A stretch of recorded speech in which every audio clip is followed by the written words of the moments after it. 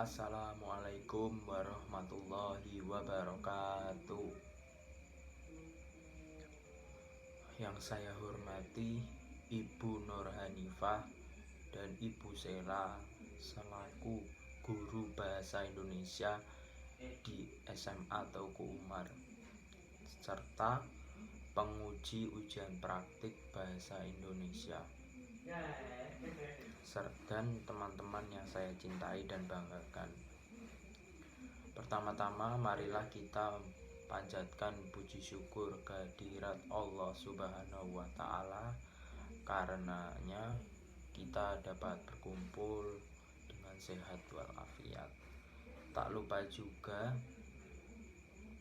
sholawat serta salam mari kita junjungkan kepada Nabi Agung kita Muhammad Sallallahu Alaihi Wasallam, karenanya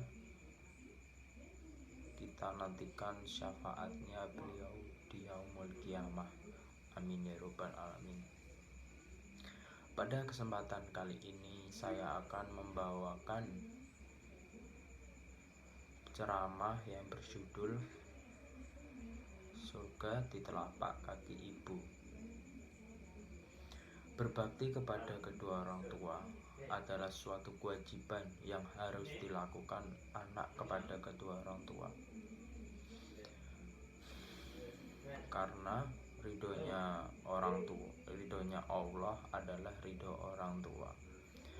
Untuk itu janganlah kita sesekali menyakiti hati kedua orang tua kita, karena itu adalah dosa yang sangat besar, terutama adalah hati seorang ibu.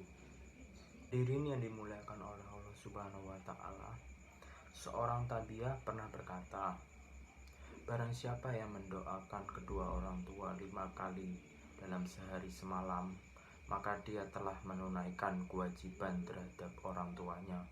Untuk itu, rajin-rajinlah mendoakan mereka setelah sholat fardu.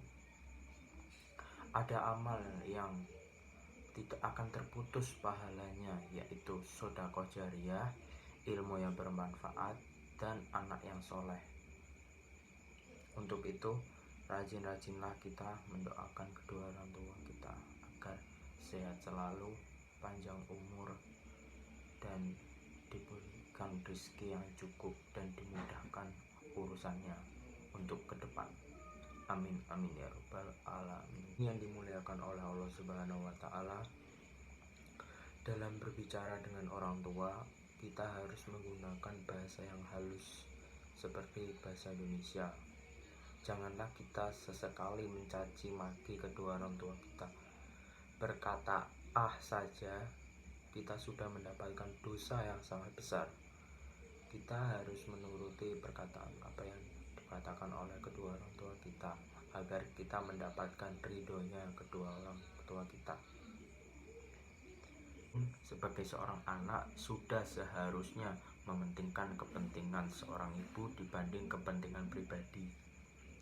Mungkin inilah yang dimaksud surga berada di bawah telapak kaki ibu, dan kiasan tersebut pula telah diyakini oleh banyak orang untuk tidak melawan, membentak, bahkan sampai menyakiti hati seorang ibu, karena itu adalah termasuk dosa yang besar sekali dan susah untuk masuk ke dalam surganya Allah.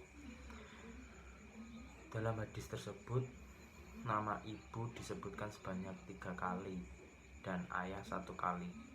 Nah, kiasan surga di bawah telapak kaki ibu adalah salah satu perumpamaan bahwasannya sebagai seorang anak wajib menghormati seorang ibu, tapi dalam bentuk jasa seorang ibu di sini jauh lebih besar penghormatannya dan pengorbanannya. Hadirin yang dimuliakan oleh Allah Subhanahu wa Ta'ala, seorang anak memang tak berhak membentak dan membangkang kepada ibunya. Karena apa? Karena ibu adalah orang yang berjuang, bersimbah keringat ataupun darah, serta hampir meregang nyawa saat melahirkan anak-anaknya. Tak hanya sampai di situ, perjuangan seorang ibu, ia tidak bisa berpuasa ketika hamil. Ia susah untuk ibadah, hanya sekedar ingin menidurkan anaknya serta mendiamkan anaknya yang menangis. Maka berhak sosok ibu menjadi dispesialkan dan mendapatkan kedudukan tertinggi dalam Islam. Ini telah dijelaskan dalam satu hadis yang tadi saya sudah jelaskan. Dan ada hadis yang menjelaskan tentang kedua orang tua dalam surah Al-Isra ayat 23.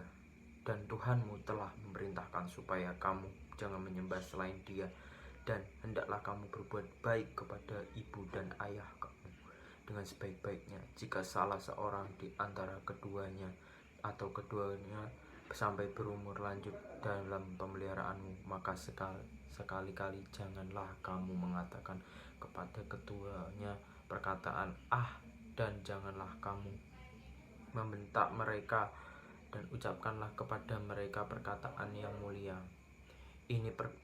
Hadis ini diperkuat riwayat Mughirah bin Syu'bah. Ia berkata dari Rasulullah, sesungguhnya Allah Ta'ala mengharamkan atasmu sekalian dan mendurhakai ibu mengubur anak-anak perempuan dalam keadaan hidup. Hadirin yang dimuliakan oleh Allah Subhanahu wa Ta'ala, demikian ceramah yang bisa saya sampaikan pada hari ini. Semoga bermanfaat, dan apabila ada salah kata, tutur kata yang tidak menyenangkan, mohon minta maaf sebesar-besarnya. Wal taufiq wal hidayah. Wassalamualaikum warahmatullahi wabarakatuh.